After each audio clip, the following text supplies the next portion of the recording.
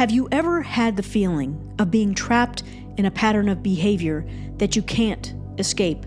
Maybe you promised yourself that next week you would do better, that next month you would do that thing, and that this year would be your year to reach your goals. But yet, here you find yourself continually caught in a cycle that you can't free yourself from. And you feel discouraged, you feel overwhelmed, you feel hopelessly distant from ever being able to have the life that you want. And for some of us, alcohol has become that pattern. It has taken over our lives. And if so, this might just be the wake-up call you need, the one that up until now you have been ignoring. And maybe, just maybe, you are finally ready to pay attention to it. I'm Jess, and this is Living Free. Stick with me today because by the end of this video, we will have identified 8 signs that alcohol may have taken over your life and how we can reclaim our freedom and take back the reins of our life. With that, let's jump into it. The first sign we're going to talk about is that alcohol has become a crutch to deal with life. Our drinking often starts off as just a harmless way to unwind, to build camaraderie with friends, to celebrate and, maybe to bond a little bit. It's that social lubricant that eases the nerves and facilitates a good time. But for some of us, it becomes more than just an occasional indulgence. It becomes a crutch to deal with regular life. But after a while, it is no longer just regular life. Secondly, we find it challenging to carry out our basic responsibilities. We might find that we are struggling to get to work on time or to get to work at all. We might skip things that we previously committed to because, maybe we really just want to drink instead, or because maybe we're just too hungover. Are we breaking promises to our friends and to our family members to see them because drinking is more important to us in that moment? We find that we are planning our lives around drinking alcohol. The third sign is that we have developed a negative mindset and lack energy and motivation. And why is this so? It's because alcohol just isn't affecting how we live life and go about life schedule-wise. It results from the fact that alcohol is actually affecting our brain and therefore affecting our mind and mindset. Our thought patterns are different when alcohol is running the show. We're often caught in these unhelpful moods and thought patterns that are not only caused by our drinking, but also drive us to drink more. We seem to no longer have the energy or the motivation to accomplish our goals or just to carry on with our everyday life, for that matter. We are stuck in this negative feedback loop of hopelessness and of shame about the whole thing, which makes it even more difficult to break the chains that alcohol has wrapped around us. A fourth sign is that we are isolating ourselves and we're shutting people out. Next I want you to really be honest and examine your relationships. Do you find that you are isolating yourself from those who care about you and from those that you care about? Now, I did this for a long time. Do you avoid those family gatherings where alcohol is not the focus of the event? Do you find yourself maybe drinking ahead of time, ahead of an event, pre-gaming? A fifth sign is that we're drinking in secret. What is it about secret drinking? This is where a lot of shame and guilt come into play. This burden of shame that's associated with secret drinking is often, too much to bear, and it remains so hidden that most people who struggle in this area won't talk about it. They're not going to admit it. Ask me how I know this. The shame of secret drinking leads to further isolation from those around us. We think that, no one's going to understand what we're going through, which leads us to this secretive drinking behavior.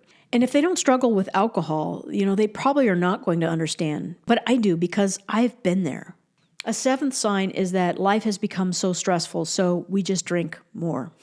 Now, stress is a regular part of life, whether it's normal stress, extreme stress, and we all have that sort of baseline way of how we regulate and we handle stress. But when we introduce alcohol as a means to cope with stress, we're kind of reshaping our normal capability to manage it. Our brains actually become rewired in a unbalanced way. What used to be manageable now seems just too overwhelming. So we drink to feel more relaxed about it.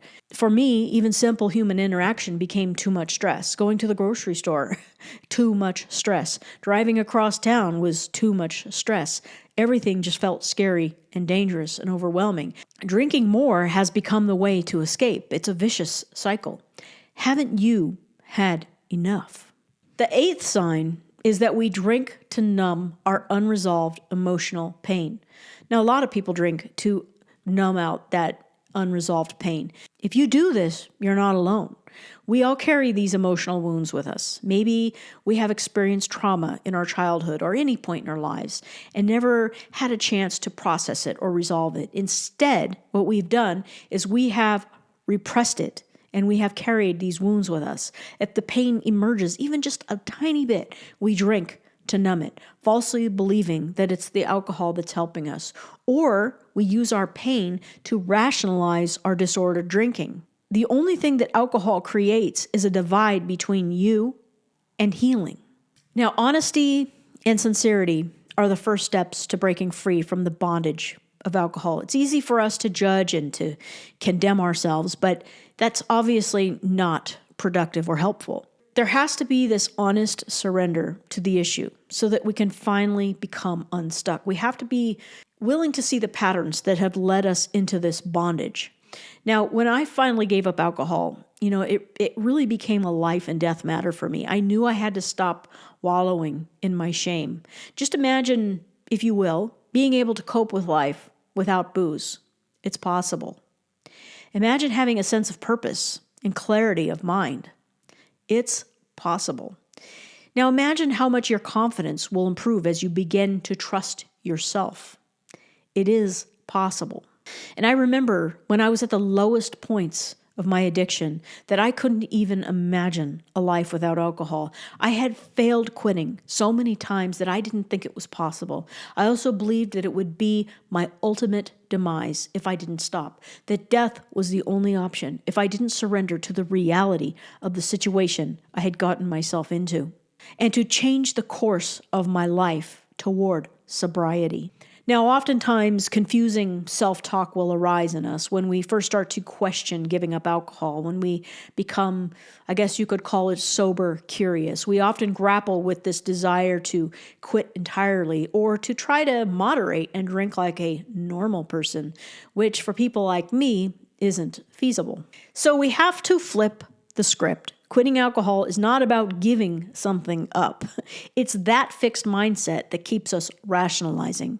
Now, truth be told, quitting alcohol is about what we gain in life. We gain back our confidence. We gain back our relationships with friends and our loved ones. It gives us a chance to heal from the past and to discover who we truly are apart from all those painful narratives. And we start to see slow and steady progress in the areas that we want to improve in.